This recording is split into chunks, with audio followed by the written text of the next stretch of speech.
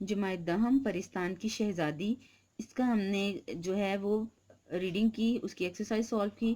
ابھی ہم مختصر سوالات کریں گے. سوال نمبر 1، سیدانی بی نے گزر اوقات کے لیے کون سا پیشہ اختیار کیا؟ سیدانی بی جوانی ہی میں بیوہ ہو گئی تھیں. اس زمانے میں عورتوں کے لیے دوسری شادی کرنا معیوب خیال کیا جاتا تھا، اس لیے سیدانی بی نے اپنی گزر بسر کے لیے مغلانی یعنی درزن کا پیشہ اختیار کیا. سوال نمبر 2، میر صاحب اور ان کی بیوی سیدانی بی کی کس بات پر زیادہ خوش تھے؟ میر صاحب اور اس کی بیوی اس لیے خوش تھے کہ سیدانی بی نے ان کے بچوں کو قرآن مجید پڑھاتی، نصیحتیں کیا کرتی، دوپہر کو سینہ پرونا اور کاڑنا سکھاتی، شام کو باورچی خانے میں جا کر کھانا پکانے کی ترکیبیں بتاتی. دونوں میاں بیوی خوش تھے کہ ایسی شریف اور نماز روزے کی پابند ہنرمند استانی صرف روٹیوں کے عوض کہاں میسر آتی ہے. سوال نمبر 3، پرستان کے بادشاہ نے سیدانی بی کو کس کام کے لیے بلوایا تھا؟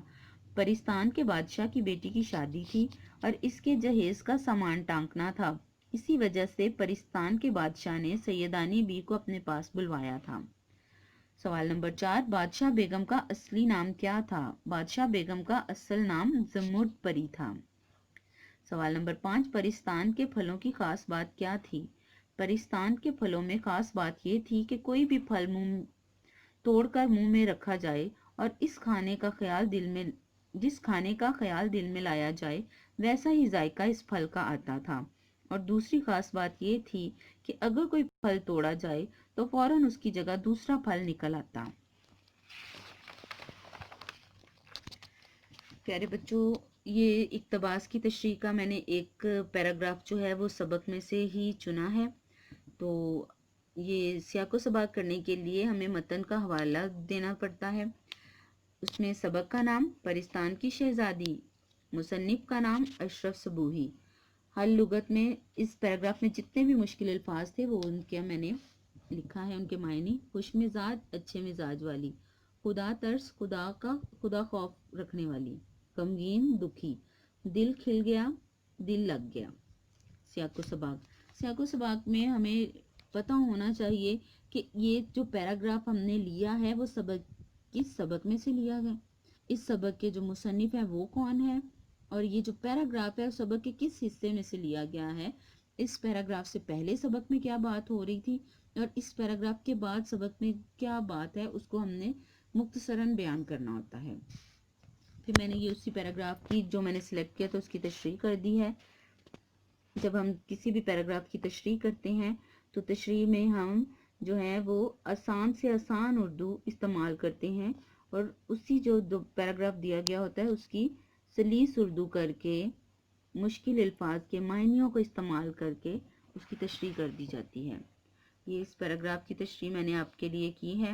تو آپ بھی سبق کا کوئی اور دوسرا پیراگراف سلیکٹ کیجئے گا اور سیاق و سباق کے حوالے سے اس پیراگراف کی تشریح کیجئے گا، اس کی پریکٹس کیجئے گا.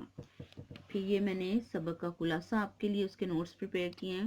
کسی بھی سبق کا خلاصہ لکھنے کے لیے ضروری ہے سبق کا نام کیا ہے، پرستان کی شہزادی، مصنف کا نام اشرف صبوحی. پھر اس سبق میں جو بھی باتیں تفصیل سے بیان کی گئی ہیں آپ نے ساری باتوں کو مختصراً بیان کرنا ہوتا ہے.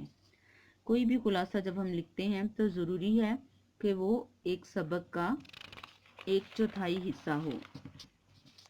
یہ ہمارا خلاصہ تھوڑا سا لینتھی ہے اس لیے کیونکہ ہمارا سبق جو تھا وہ کافی لینتھی ہے. اس حوالے سے میں نے اپنی طرف سے کافی شارٹ کیا ہے، لیکن کیونکہ سبق کی تمام بات جو ہے اس کو بتانا، جو تمام ضروری حالات و واقعات ہیں ان کا ذکر کرنا ضروری ہے، اس لیے یہ خلاصہ تھوڑا لینتھی ہے. ڈونٹ وری، یہ جب آپ یاد کریں گے تو ایک سٹوری کی فارم میں ہے، اس کو ایک کہانی کی فارم میں یاد کیجئے گا. یہ خلاصہ آپ ایک دفعہ پڑھیں گے تو آپ کو ذہن نشین ہو جائے گا. پیارے بچوں، اس کو نیٹ کاپیز پہ لکھیے گا اور یاد کیجئے گا. شکریہ.